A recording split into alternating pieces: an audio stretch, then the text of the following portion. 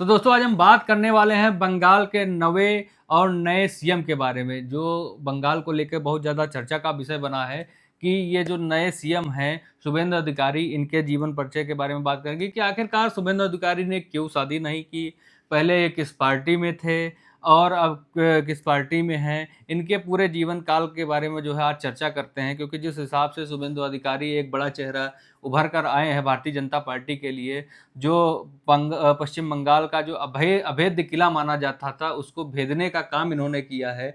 जो पहली बार भाजपा सरकार वहाँ बनी है, 3 बार की टीएमसी सरकार जो है ममता बनर्जी थी, अभी तक जो है उनको मतलब मात देना बहुत एक बड़ी चुनौतीपूर्ण बिल्कुल रहा है बिल्कुल। जिस हिसाब देखिए, से देखा जाए। बीजेपी के लिए जी, बहुत बड़ी बात है। जैसे अगर पश्चिम बंगाल के एक अभेद्य किला था, जी, ममता दीदी जिस हिसाब से 15 साल से वहाँ की मुख्यमंत्री थी। बात करें शुभेंदु अधिकारी के बारे में तो कहा जाता है कि इनका जो जीवन है, इनके जो पिताजी थे वो भी एक जो है राजनीतिज्ञ थे। राजनीतिक। अगर इनका जो जन्म हुआ था 15 दिसंबर 1970 में जी, मेदिनीपुर के जी, राजनीतिक परिवार में हुआ था। इनके पिता जो थे वो राजनीति में ही थे। जी, इनके पिता 3 बार सांसद भी रह चुके हैं। जी। अगर अब अगर बात कर लेते हैं इनके जो है राजनीतिक करियर में, उसके बारे में उसके बाद बताएंगे कि इन्होंने शादी क्यों नहीं की, उसके बारे में चर्चा करते हैं। लेकिन पहले इनके जो है राजनीतिक करियर के बारे में प्रकाश डालते हैं थोड़ा सा।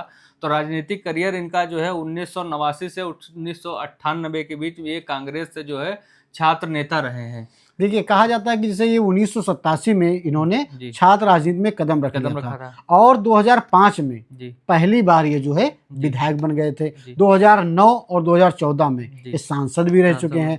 अगर बात करें तो इनका जो अगर देखा जाए तो शुभेंदु अधिकारी का नाम चर्चा में तब आया जी। जब 2007 में जो नंदीग्राम का एक भूमि आंदोलन ग्रहण हुआ। आंदोलन जी, चल रहा था। उसमें जो है इन्होंने बढ़ चढ़कर जो है हिस्सा लिया। हिस्सा लिया। इस वजह से इनका नाम बिल्कुल हाईलाइट हो गया। जी, वहीं पे बात करें, अगर ये पहले जो है कांग्रेस में थे, उसके बाद इन्होंने टीएमसी ज्वाइन की। बिल्कुल। हालाँकि 1998 से 2020 तक जो है इन्होंने टीएमसी में रहे।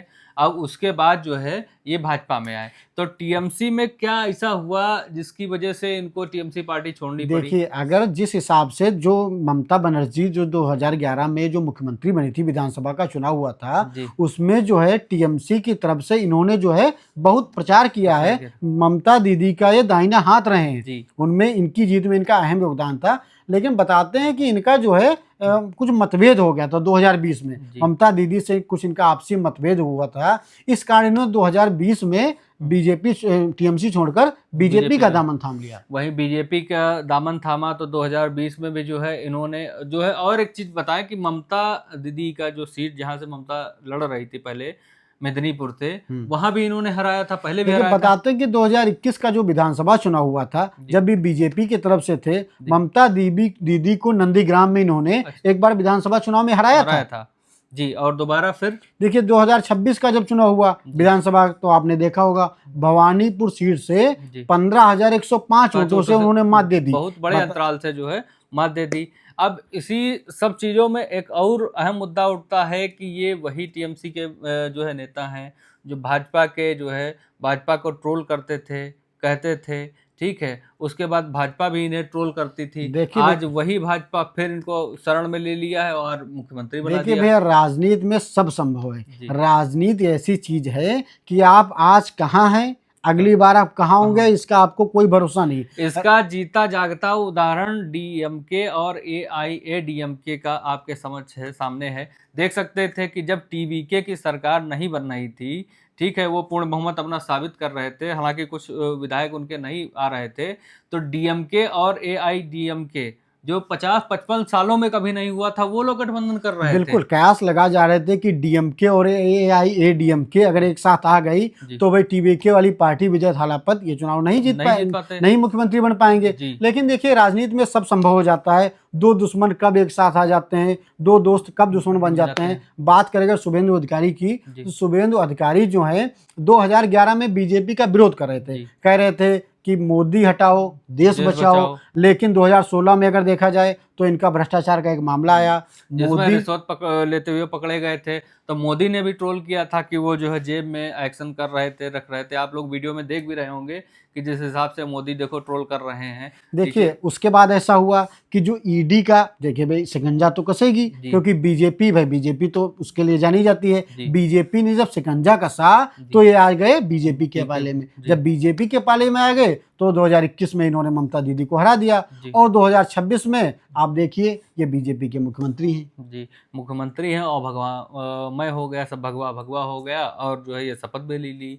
वहीं पे बात करें अगर शुभेंदु अधिकारी के, तो शुभेंदु अधिकारी ने एक ऐसा मतलब वहाँ पे इधर शपथ ग्रहण चल रहा था, शपथ ग्रहण होने के बाद जो है मुख्यमंत्री योगी आदित्यनाथ के मंच पे जो है दंडवत प्रणाम भी किया था। इसकी भी चर्चा बहुत तेजी से देखिए हुई अब थी। ये कहा जाता है कि भाई योगी आदित्यनाथ जो हैं यूपी के सीएम हैं, जी। बहुत बड़ा चेहरा हैं। अगर जी। देखा जाए तो मोदी के बाद, अमित शाह के बाद जो है योगी आदित्यनाथ का नाम आता है। जी। और ये जो है अगर देखा जाए तो ये गोरखपुर पीठ के मठाधीश भी हैं, भी ये संत भी हैं। इस वजह से कल देखा जाए तो इन्होंने दंडवत प्रणाम किया है कल मुख्यमंत्री शपथ योगी ग्रहण आदित्यनाथ। के समारोह में बहुत सारे जो है ऐसे हुए, जैसे कि देखा जाए नरेंद्र मोदी यशस्वी प्रधानमंत्री जो हमारे देश के हैं, उन्होंने माखनलाल सरकार को प्रणाम किया, एक कार्यकर्ता को प्रणाम किया, उसको भी लेके बहुत एक भावुक पल आया, सबके समझ आया। देखिए नरेंद्र मोदी जो हमारे देश के प्रधानमंत्री हैं, देखिए इनकी एक खास बात यह है कि ये जहां कहीं भी जाते हैं जी। भाई ये माहौल जनता का बना दिल देते जो है जीत लेते हैं। माहौल में देखिए कल शुभेंदु अधिकारी का शपथ ग्रहण समारोह चल रहा था, जी। लेकिन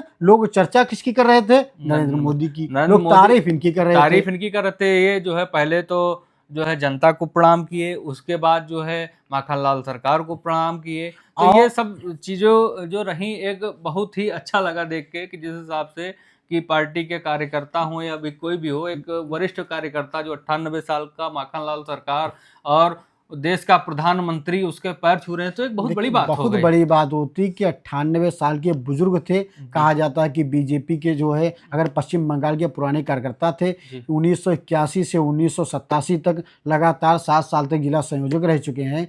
लेकिन जिस प्रकार से मोदी जी देश के प्रधानमंत्री इतने जो अगर देखा जाए पॉपुलर हैं पूरे विश्व में, उन्होंने अगर प्रणाम किया है तो भाई वास्तव में बड़े गर्व की बात है ये इनके लिए। और देखा जाए अगर वहाँ के जो कार्यकर्ता थे उनके लिए भी बड़े गर्व की बात है कि देश का प्रधानमंत्री किसी ऐसे बुजुर्ग व्यक्ति को प्रणाम करता है जो एक बहुत बड़ा चेहरा नहीं है।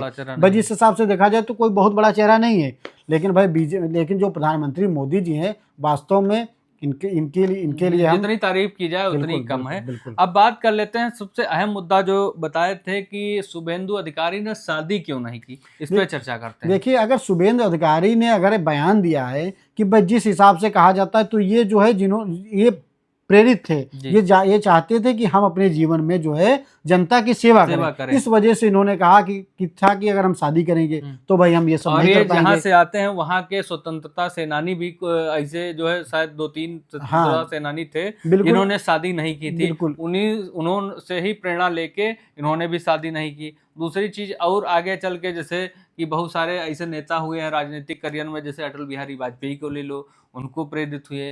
वहीं पे योगी आदित्यनाथ से प्रेरित हुए, हालांकि उनको गो रक्षा का मठाधीश मतलब पीठाधीश्वर भी माना जाता है। और देखा होगा कि भरे मंच पे उन्होंने शास्त्रोक्त दंडवत प्रणाम भी किया था। तो इन्हीं सब को लेके इन्होंने जो है एक अपना मार्गदर्शक बनाया कि इन्हीं से प्रेरित होके इन्होंने भी जो है शादी नहीं की। देखिए इन्होंने अपने छात्र जीवन में ही संकल्प ले लिया था कि हम शादी नहीं करेंगे। इन्होंने शादी नहीं की और जिस प्रकार से इनका जीवन संघर्ष से भरा रहा, ये छात्र नेता से लेकर के मुख्यमंत्री पद तक पहुंचे, ये भाई काबिले तारीफ है। ये रहा इनका जो है जीवन का पूरा जो है सारांश, और इसी वजह से इन्होंने जो है शादी नहीं की है।